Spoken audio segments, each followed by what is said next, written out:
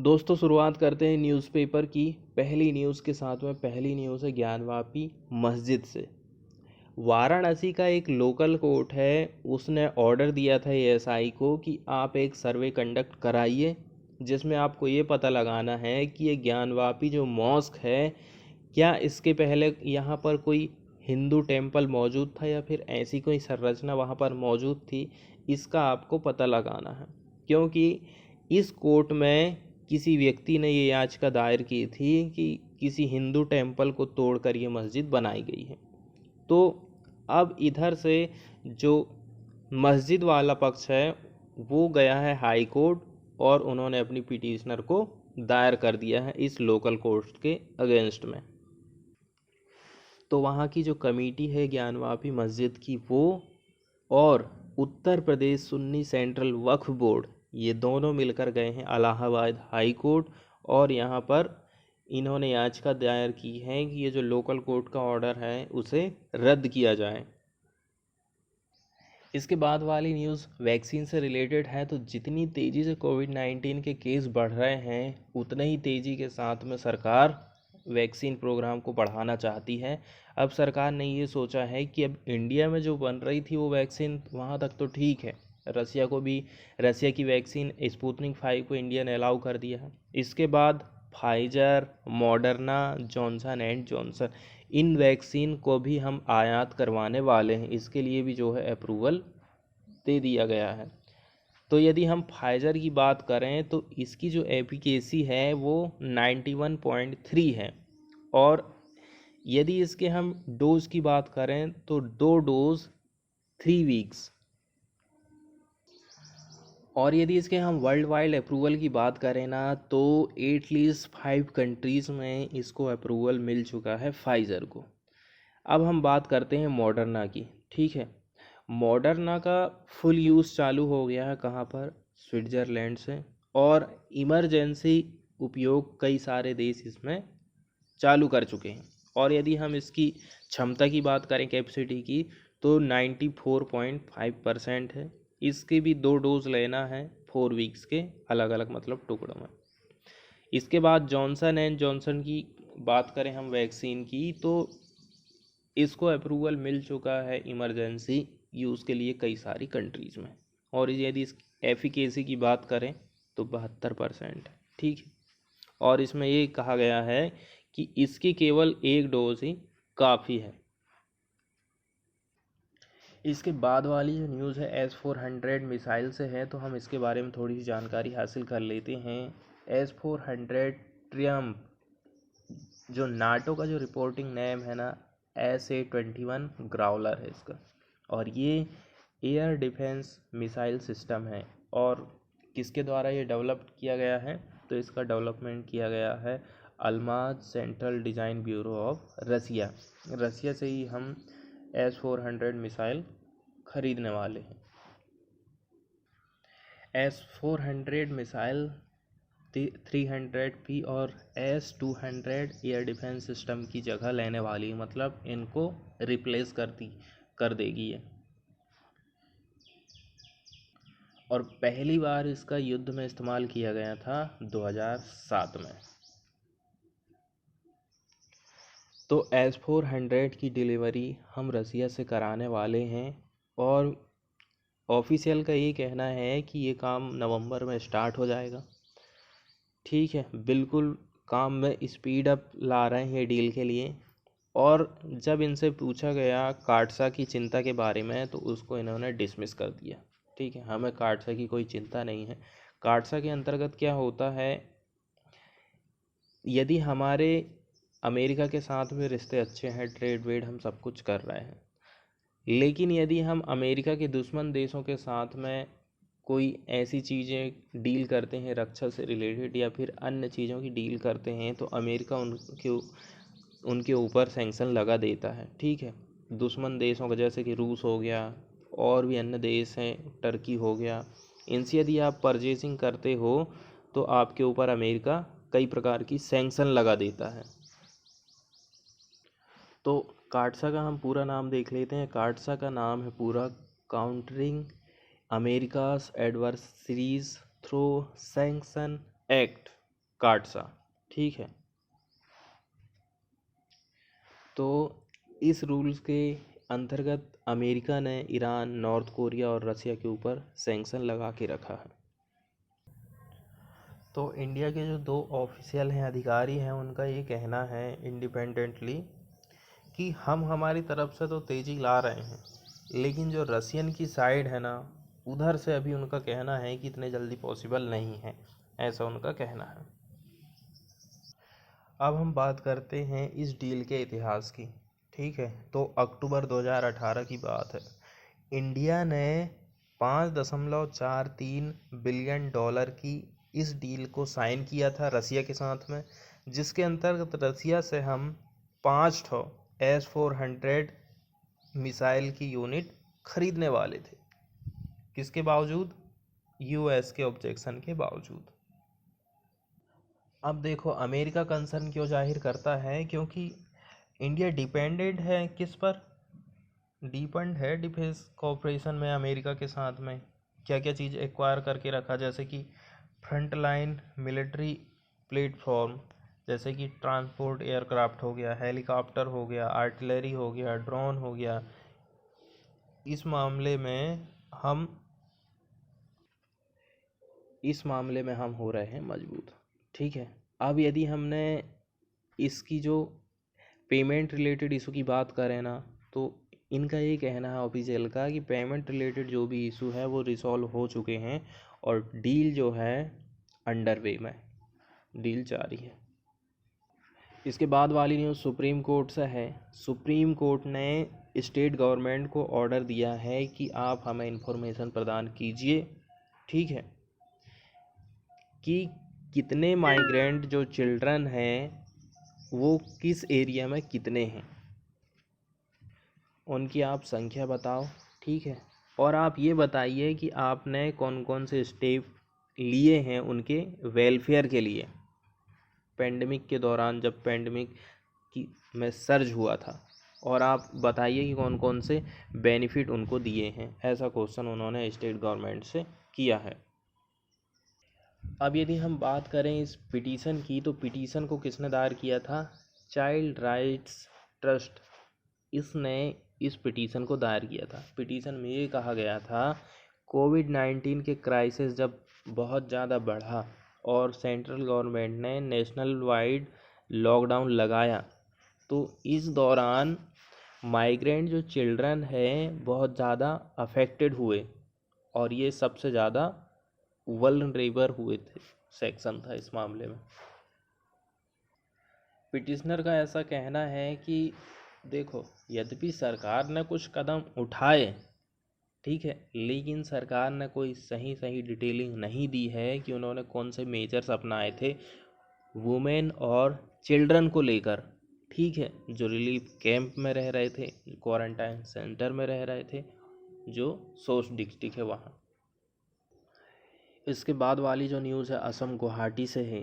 इसमें ये बताया गया है कि लास्ट 2 जो राइनोज़ है ना, उनको एक जगह से दूसरी जगह ट्रांसप्लेटेड कर दिया गया है अंडर IRV 2020 स्कीम के अंतर्गत, क्योंकि यहाँ पर जो है ना सरकार इनकी संख्या को बढ़ाना चाहती है ना, इनकी पॉपुलेशन को अटेन करना चाहती है, प्राप्त करना चाहती है। कितने? लगभग 3000 राइनोज इन असम।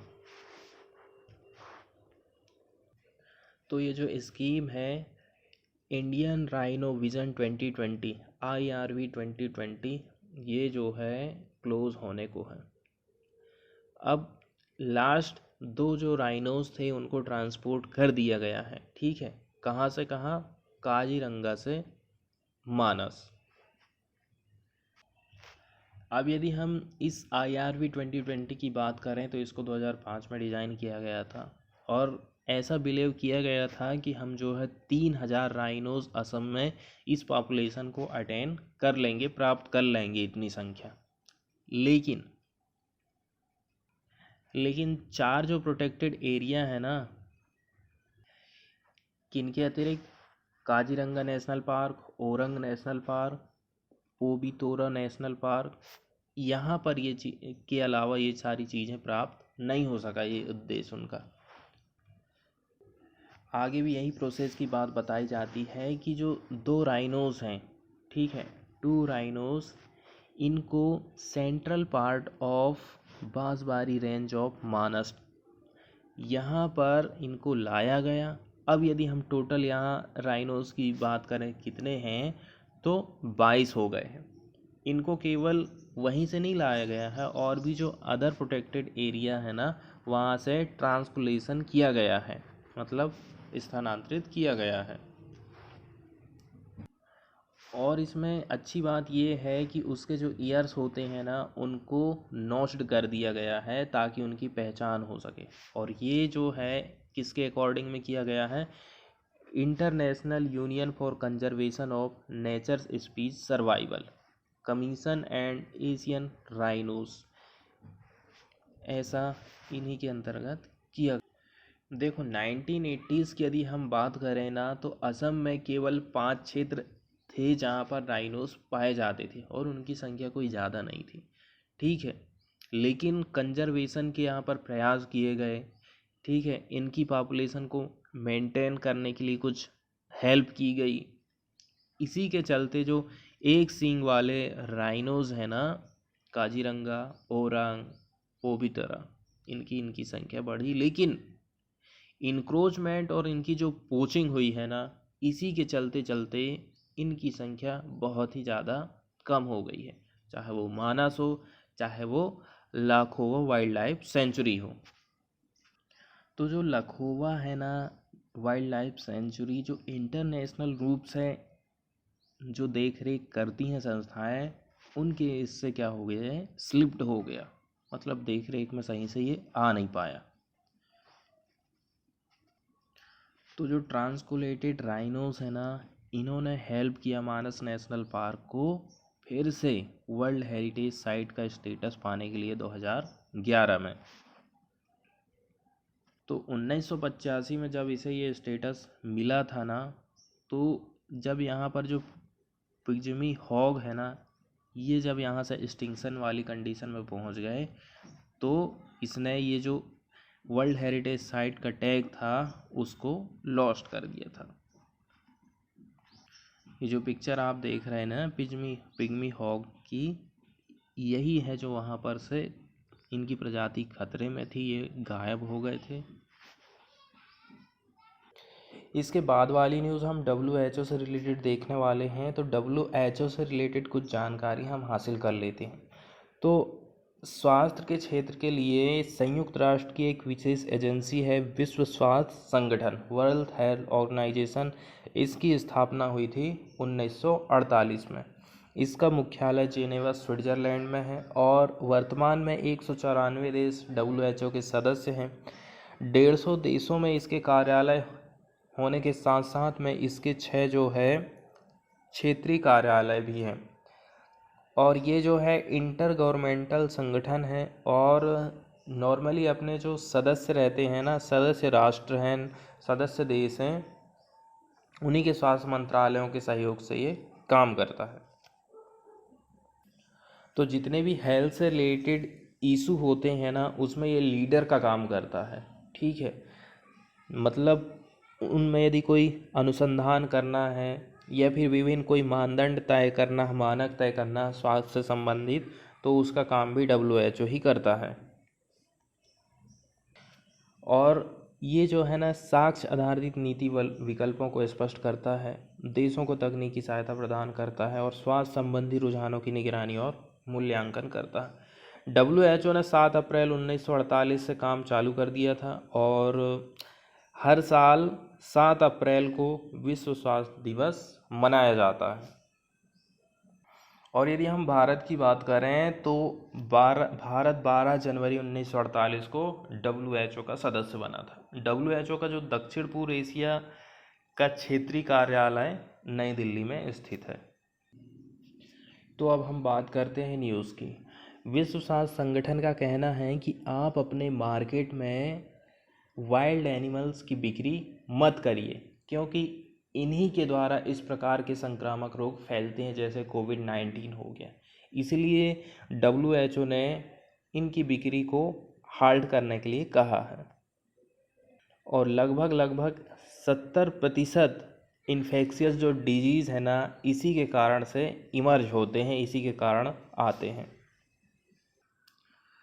ट्रेडिशनल जो मार्केट रहता है ना, वो एक सेंट्रल रोल प्रोवाइड करता है, जो फूड है और वहाँ जो लाइवलीहुड मतलब फूड और जीविका प्रदान करता है बहुत बड़ी जनसंख्या को। यदि हम इस पर बैन लगा देते हैं जंगली जो जानवर है उनकी बिक्री पर, तो जो हेल्थ मार्केट के वर्कर हैं, कस्टमर हैं, सबकी सेफ्टी हो सकती है। इसके बाद वाली न्यूज़ हम देखेंगे इजिप्ट से। तो इजिप्ट को हम पूरे वर्ल्ड के मैप में देख लेते हैं, ठीक है। इजिप्ट पड़ता है अफ्रीका में, ये हमारा अफ्रीका है। अफ्रीका के नॉर्थ और जो ईस्ट वाला पोर्शन है, यहाँ पर इजिप्ट स्थित है। और बात करें यदि हम मेडिटेरियन सी की, तो ये इसके नॉर्थ में पड़ता है, मेडिटेरियन सी। रेड सी पड़ता है इसके नीचे वाले पोर्शन में, मतलब साउथ और ईस्ट वाले हिस्से में ये पड़ता है रेड सी। इसके मेडिटेरियन सी ऊपर पड़ता है उत्तर में। अब इसके बाद हम बात करते हैं इसकी बाउंड्री की। तो इसके वेस्ट में पड़ता है लीबिया, पश्चिम में पड़ता है, और दक्षिण में पड़ता है सूडान। और यदि हम इसकी नॉर्थ में बात करें तो मेडिटेरियन सी है। और इसके पूर्व की तरफ यदि हम बात करें तो इसकी बाउंड्री यहाँ से शेयर होती है इजराइल के साथ में। तो टोटल लीबिया, सूडान और इजराइल, 3 कंट्री के साथ में ये अपनी बाउंड्री को शेयर करता है। और आप ये जो ब्लू ब्लू देख रहे हैं ना, ये नील रिवर है। और ये हो गया गल्फ ऑफ स्वेज, स्वेज की ये खाड़ी है। ये रेड सी है। और एक और चीज़ है एकदम छोटी सी, तो यहाँ पे क्लियर नहीं दिख रही, जूम करके देखते हैं। Gulf of Aqaba, gulf of Aqaba पड़ता है इसके नॉर्थ और पूर्व वाले हिस्से में पड़ता है गल्फ ऑफ अकाबा। तो न्यूज़ उस जहाज़ की है जो जहाज़ नहर में फंस गया था, जिसके कारण करोड़ों का नुकसान हुआ। उसी से कहा गया है वहाँ की कोर्ट ने कि आप कंपनसेशन दीजिए। उसको सीज कर लिया गया है और उनको कहा गया है कि आपको $900 मिलियन पे करना पड़ेगा कंपनसेशन के रूप में। इस जहाज़ के यदि हम नाम की बात करें तो इसका नाम है MV एवर गिवन। ये जहाज़ था जो नहर में फंसा था। और इसमें इजिप्ट को खुद नुकसान हुआ था। इनको जो रेवेन्यू प्राप्त होता है किस हिसाब से, पर डे $12 मिलियन से $15 मिलियन की पर डे इनकी कमाई होती है। अब इसने कंपनसेशन नहीं दिया ना, लगभग $900 मिलियन का, इसी के कारण इस जहाज़ को सीज कर लिया गया है, जब्त कर लिया गया है। इसके बाद वाली न्यूज़ है US और रसिया की रिलेशनशिप से लेकर।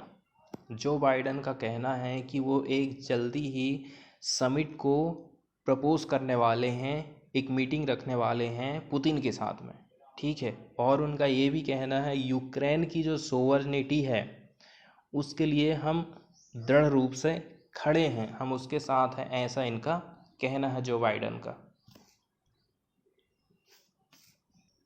कई सारी बातें हैं, जैसे कि अमेरिका का ये कहना है कि रसिया हमारे यहाँ जो इलेक्शन होते हैं उसमें मेडलिंग का काम करता है, हस्तक्षेप का काम करता है, और इसका उसे प्राइस चुकाना पड़ेगा। और भी जो दोनों देश आपस में प्रॉब्लम फेस कर रहे हैं ना, उनका सॉल्यूशन निकालने की कोशिश की जाएगी इस मीटिंग में। अमेरिका का ऐसा कहना है कि रसिया जो हमारे यहाँ पर साइबर अटैक करता है, इलेक्शन में बाधा डालता है, हम इसके लिए बिल्कुल मजबूती के साथ में खड़े हैं और इसका विरोध करेंगे। अब अमेरिका का ऐसा इसलिए कहना है क्योंकि ये यूक्रेन है और ये रसिया है, ठीक है। यहाँ पर पहले क्रीमिया था जो कि यूक्रेन का एक हिस्सा था, इसको रसिया ने ऑक्युपाई कर लिया है। अब रसिया इस एरिया में अपनी सेना को बढ़ा रहा है, बाउंड्री में अपनी सेनाओं को भेजते जा रहा है, इसलिए उनका, अमेरिका का ये कहना है कि यूक्रेन एक स्वतंत्र देश है, उस पर किसी का शासन नहीं चल सकता है, आप इसकी बाउंड्री पर सीमा पर बाउंड्री में मिलिट्री को क्यों तैनात कर रहे हैं, ऐसी उन्होंने चिंता जाहिर की है और इसके लिए कहा है कि हम यूक्रेन के साथ में खड़े हैं। तो बात ऐसी है कि ये जो यूक्रेन है और ये जो रसिया है, रसिया से जो लगा हुआ हिस्सा है ना थोड़ा सा, जिस एरिया में कुछ ऐसे लोग रहते हैं जो रसिया बोलते हैं, ठीक है, और ये अलगाववादी वाला काम करने की बात करते हैं कि हमें अलग एरिया चाहिए या हम अलग होना चाहते हैं। तो इसी के चक्कर में यूक्रेन की सेना और इन अलगाववादियों के बीच में झड़प हुई, जो रसिया बोलते हैं, रसिया की भाषा बोलते हैं। इसी के चलते रूस को ये लगा कि ये तो हमारे आदमी हैं, हमें इनकी रक्षा करनी चाहिए, तो इसी के चक्कर में क्या काम करता है, अपनी सेनाओं को इधर बॉर्डर पर भेजते जाता है और इसी के चक्कर में ये सब बातें सामने आती हैं। इसके बाद वाली न्यूज़ भी अमेरिका से ही है, इसमें हम अमेरिका और अफ़गानिस्तान की रिलेशन के बारे में जानेंगे। तो अभी अफ़गानिस्तान में जो अमेरिका की सेना काम कर रही है, अमेरिका का कहना है कि हम उनको वापस लाएंगे। उन 9/11 का जो अटैक हुआ था ना, उसकी जो 20वीं एनिवर्सरी है, उसके पहले से ही हम सोच रहे हैं कि इनको वापस बुला लें, ऐसा अमेरिका का कहना है। और यदि हम अभी ट्रूप्स की बात करें, सेना की बात करें, तो लगभग 2500 से 3500 यूएस के जो ट्रूप्स हैं अफ़गानिस्तान के धरती पर मौजूद हैं। तो अभी कुछ दिन पहले की ही बात है, अमेरिका और नाटो इन्होंने मिलकर तालिबान के साथ में एक डील को साइन किया था, जिसमें ये कहा था अमेरिका ने कि हम अपनी सेना को अफ़गानिस्तान से वापस लाएंगे, लेकिन आपको अफ़गानिस्तान में हिंसा नहीं करनी है, ठीक है।